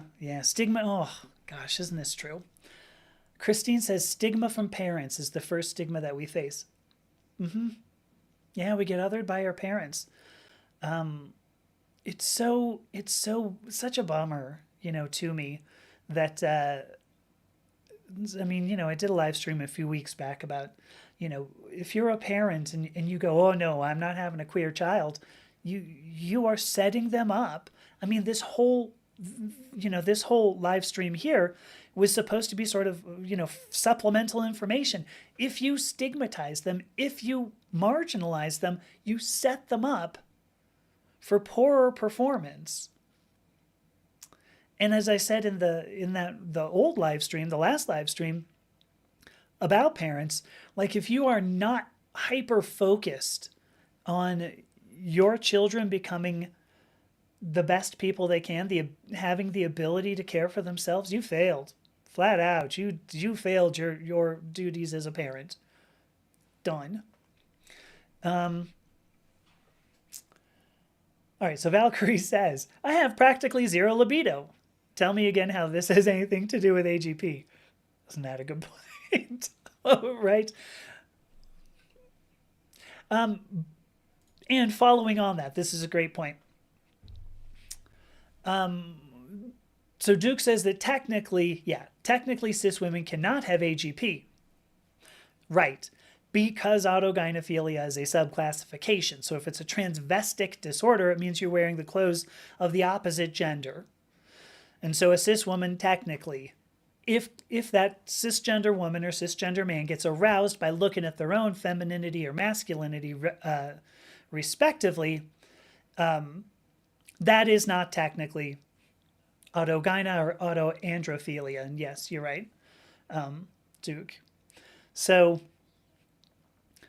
what I said, yeah, there's Duke brings up that Dr. Z, I keep meaning to reach out to her. If you're watching, Dr. Z, reach out to me.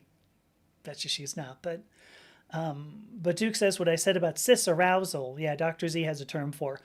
And I mean, I think the thing is just like having normal sexuality. Like there's a reason why we express the gender that we do, the gender characteristics that we do. We want to look attractive. Like there are times when I've looked in the mirror when I was expressing myself masculine or expressing myself feminine, that I looked in the mirror and I went, I'd fuck me. I mean, because I go, God, I look good. I'm glad that I look this good. And we should all be able to have that. Oops, where's that? Oh, here it is. I was just checking to see if I've been banned yet, which I haven't. I think we should all be able to have that experience that we look in the mirror and we go, God, I look great. And then you go, you know what? Actually, I look so great. Gonna go have some fun. Anyway, there you go. You're talking about Klinger.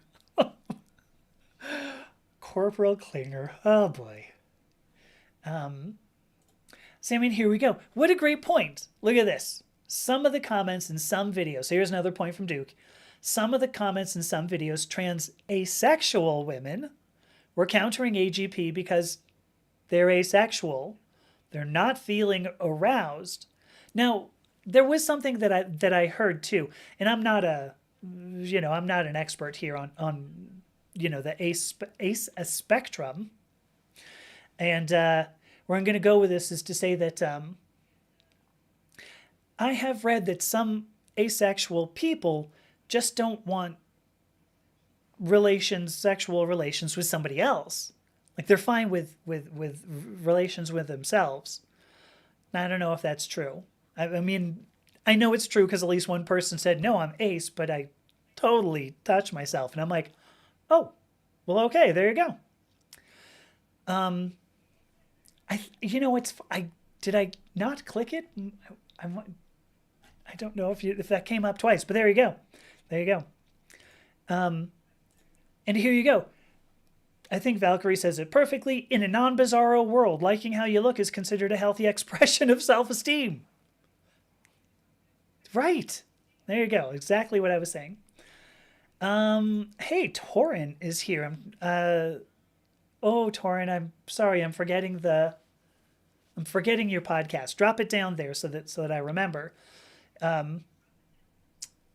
Anyway, so okay, Anita's saying something otherwise. So good. Anyway, Torin says that it has been a while. I'm doing okay. I hope you're doing okay, Torin, because it's been a while. So let's see. On the grifters, recently in the past 2, maybe 3 months, Hendricks, who is a pissed off lawyer, after a private conversation with J.K. Rowling. Ooh. Wait a minute. Now you're saying that after a private conversation with J.K. Rowling, they all of a sudden detransitioned. Well, I would say that is a tremendous... Oh, thank you so much, Valkyrie. So Valkyrie says, happy to help. Gonna go get ready for bed. Okay, good night. Thank you for being here, Valkyrie. I saw like an onion thing, whatever it is. Oh, thank you, Christine. Christine says the same. Thank you so much, Christine. Good to see you.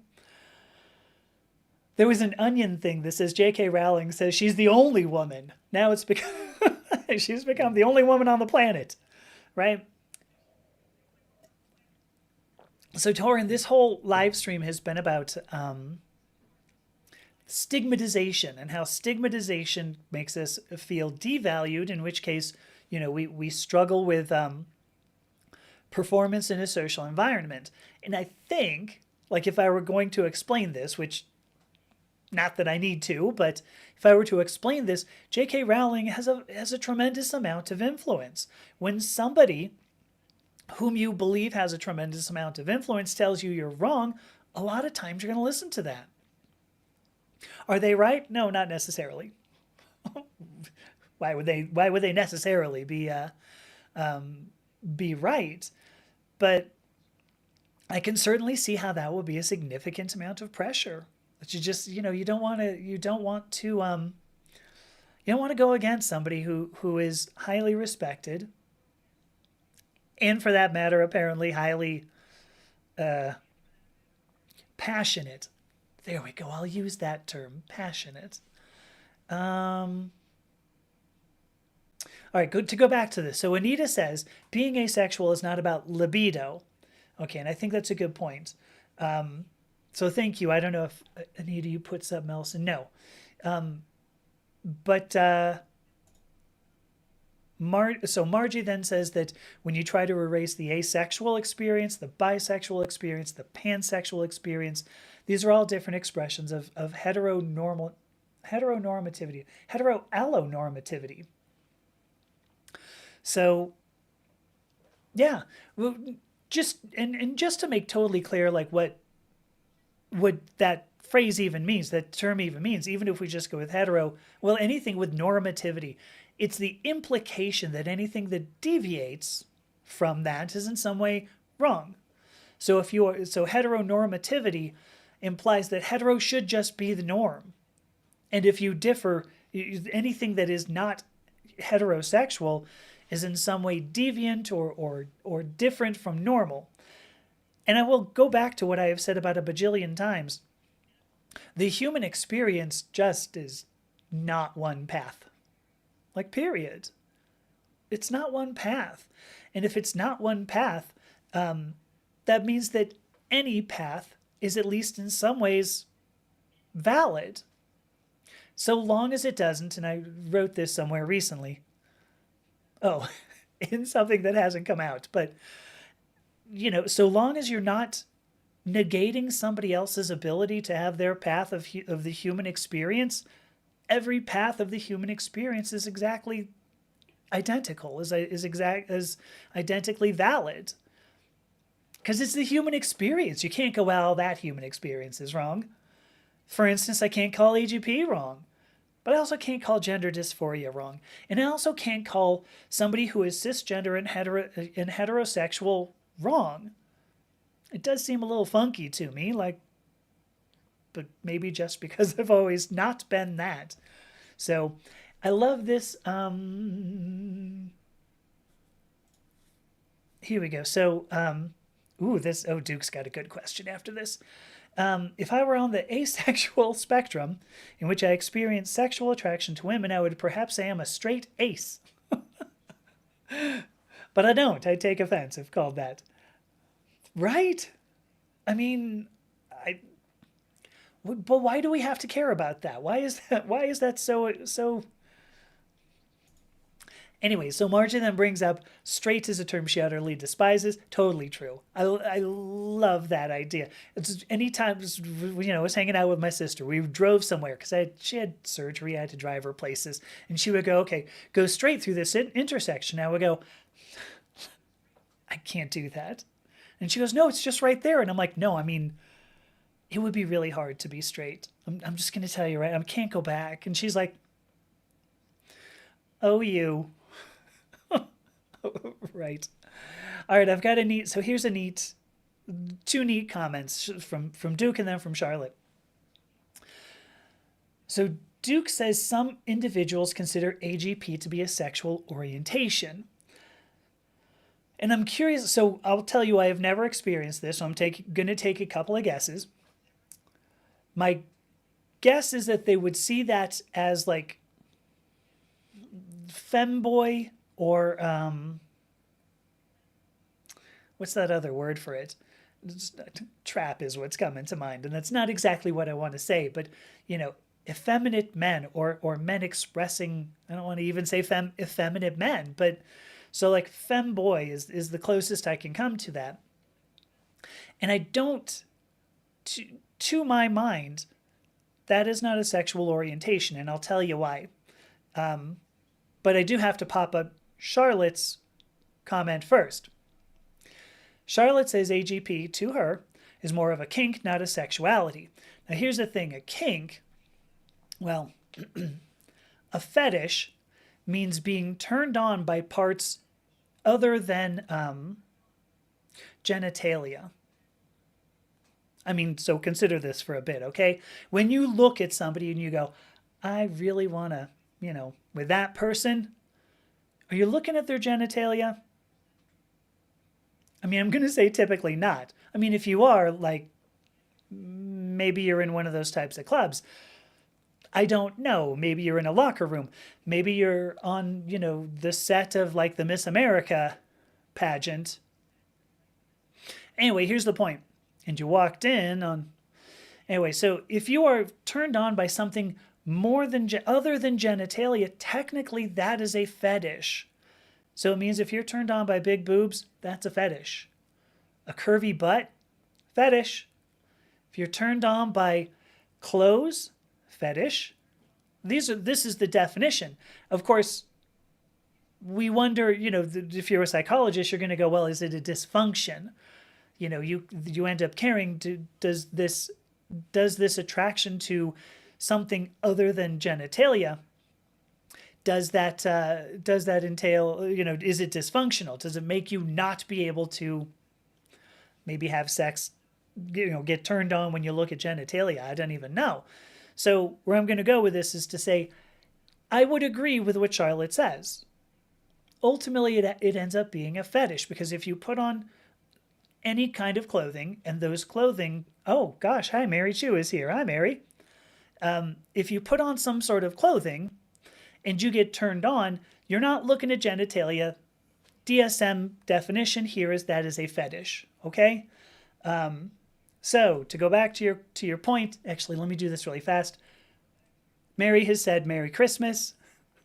Good to see you. Merry Christmas to you. Happy holidays. All of the things. Blessed winter solstice. All the things. I hope you've been well, Mary. I feel like I should reach out every so often, and I don't. So hopefully you're doing well.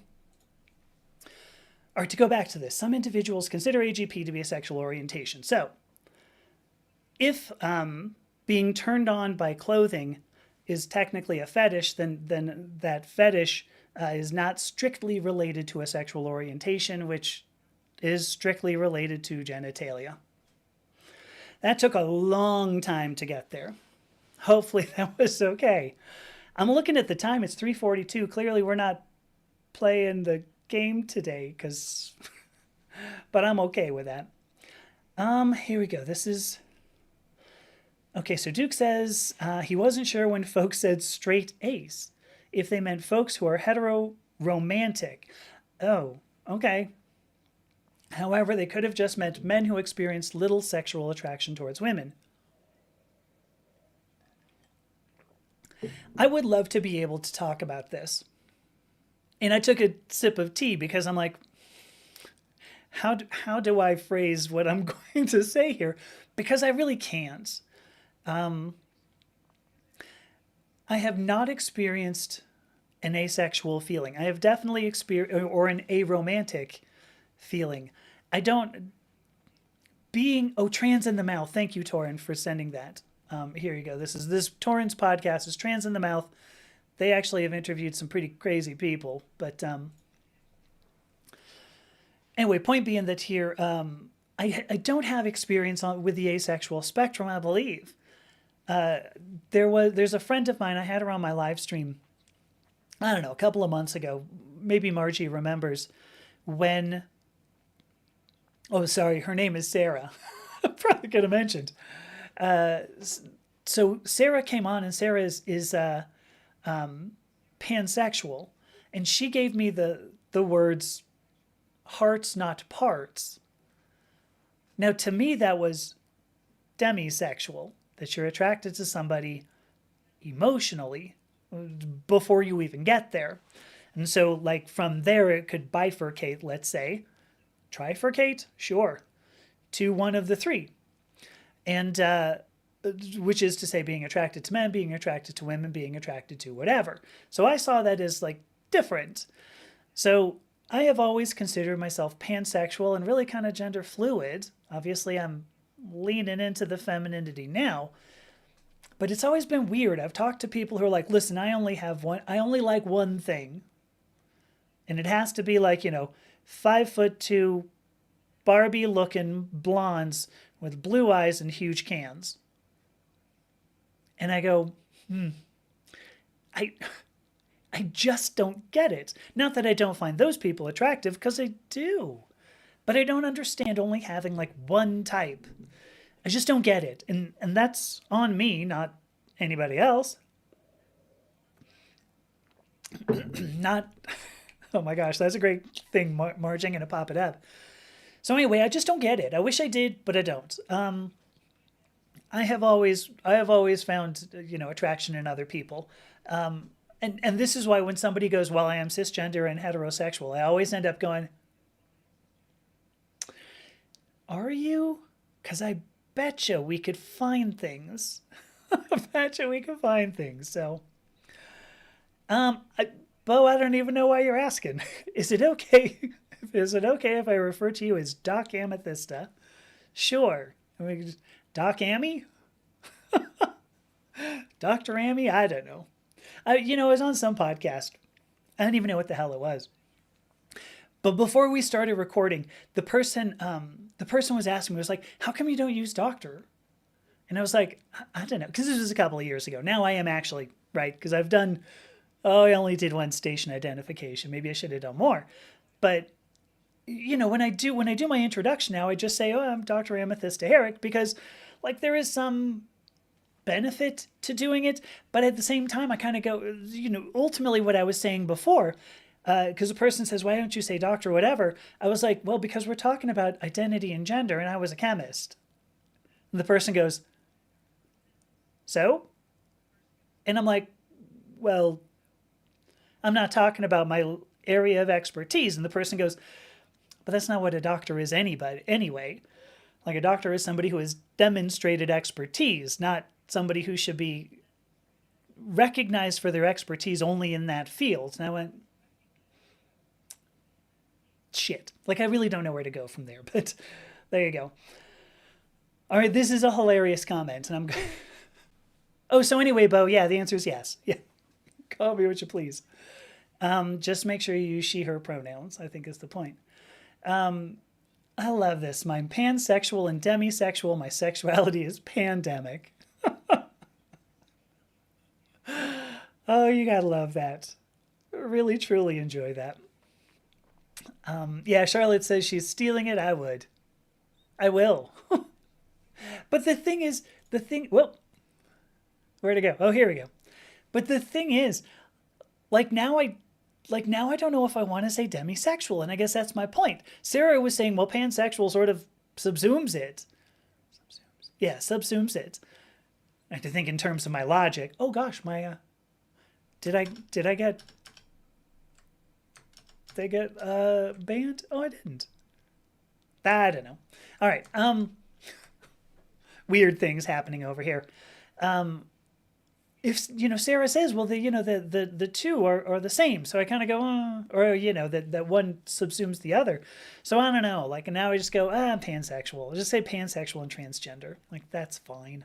So, oh, here we go. So thank you. So Anita gives an early sign of them being kind of ace. As a teenager, not understanding the stereotype of men picturing women naked, does that make them more attractive?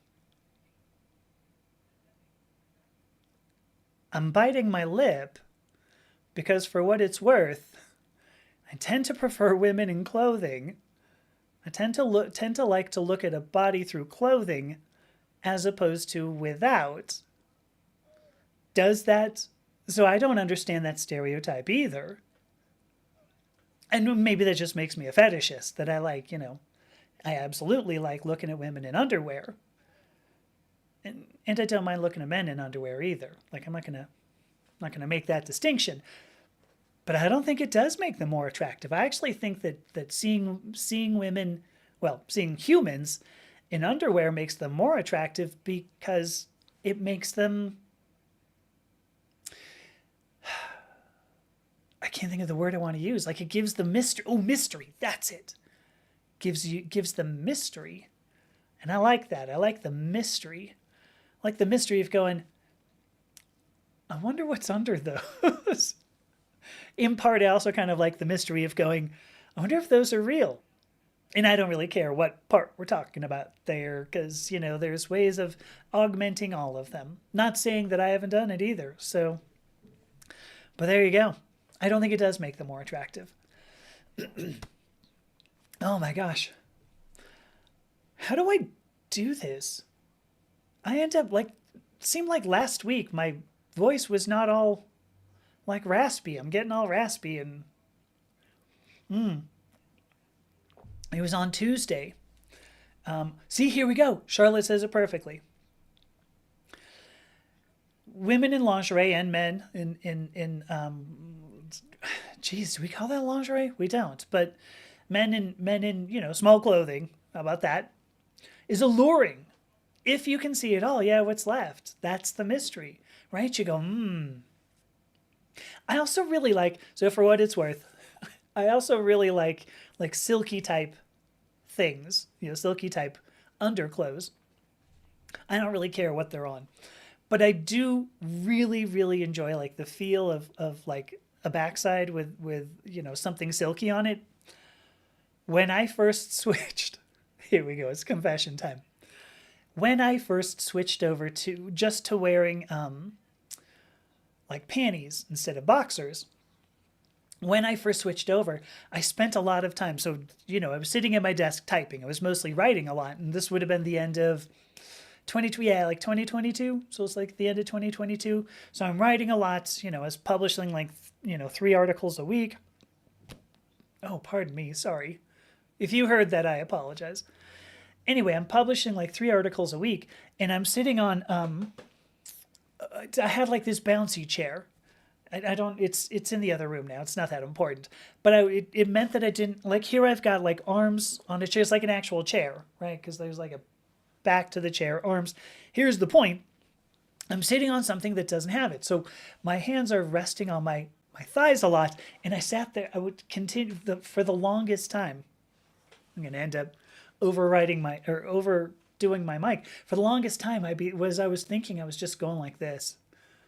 I was feeling my own butt. Feeling my own butt with silky panties on.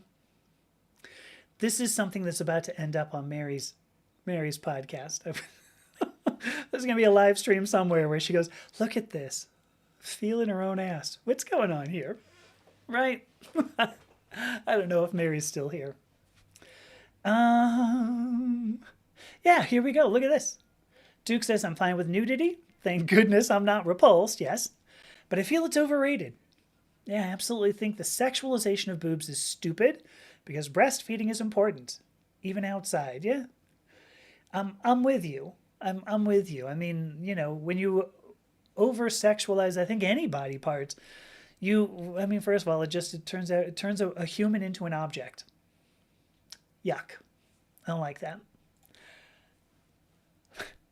Menagerie. There we go. What do you call it? So it's lingerie and menagerie. There you go. Oh, here we go. So thank you. Thank you so much. Anita puts this very well. So they totally understands. Oh, sorry, I added the totally. Anita understands the allure of we're not quite there yet, but they definitely don't wonder what's under there. I get that. Oh, here we go. Well, see, here we go. And I think this is a good point. So Margie says she can personally assure you that her attempt to breastfeed her infant at the start of her transition was in no way a sexual kink. We actually have a whole, God, we did like an hour on that, I think, Margie, about the Goldfarb protocol, which incidentally is something that was developed for cisgender women. So like this Goldfarb, Margie, you'll have to remember me her first name. But this doctor is like a cisgender woman. Like she developed it so that cisgender women could help other cisgender women who are having birth or who are giving birth breastfeed. And maybe that necessarily had to do with lesbians. I don't know. Like I'm not going to make any guesses, but it certainly was not necessarily about sexual kinks. And so anybody else using that, I would say necessarily, of course, that's not a sexual kink. What you're trying to do is breastfeed a child, which you kind of need to do so that the child can survive. Don't know if you knew that out there in weird people land, but yeah, you have to be able to do that in order for a child to survive. You got to feed them. And I think Bo has probably the final comment I'm going to read because my throat's dying on me. I don't know why. But Bo says, life Oh, Lenora Goldfarb. Thank you. That's why.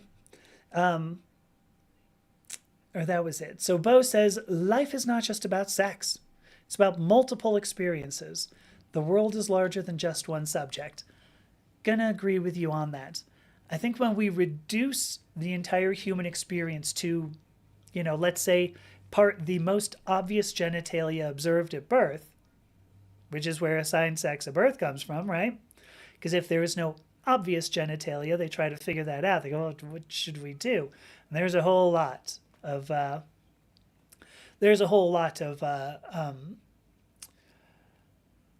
lost my train of thought. What the hell was I talking about? Because I looked at gold Farby pants and went, nope, no idea what I was talking about. Oh yeah, sorry. There's a whole lot of evidence that the parts that are, if it's ambiguous genitalia, there's a whole lot of idea that there's a whole lot of research around that genitalia at birth obviously doesn't define a whole lot about a person, and yet we want to say that it does. Oh, Leanna followed me. Thank you, Leanna. Anyway, point being that yes, life is not just about sex. Life is not about the act of sex. Life is not about, contributing gametes to something. Life is not about assigned sex at birth. It's not about the most obvious genitalia that we see when somebody is born. It's about so much more. And I think that when we reduce it to that point, I just think it's a bummer. There's no reason why we should ever think that that's normal. I think that anybody who wants to normalize that our whole lives are all about sex, there's something different about them. So there you go. I said that was going to be my last one, but I will agree. Yes, there are lactation kinksters. Not going to say it's not, but there you go. Okay. What I'm going to do is I'm going to shut this down. We didn't end up playing, but that's okay because I actually think this was a great conversation. So thank you so much for everybody for the conversation. Happy 2026. Thank you to Duke and to Margie and to Charlotte and to Anita and everybody who showed up. Christine, we already said, Valkyrie. So thank you, everybody. Hopefully this was an interesting conversation where it started and where it ended. So I will see you next Tuesday, what's today? The 28th, 29th? Oh, no, it's not. Anyway, I will still see you in 2025 on Tuesday. And there you go. Thanks again. And talk soon. Bye.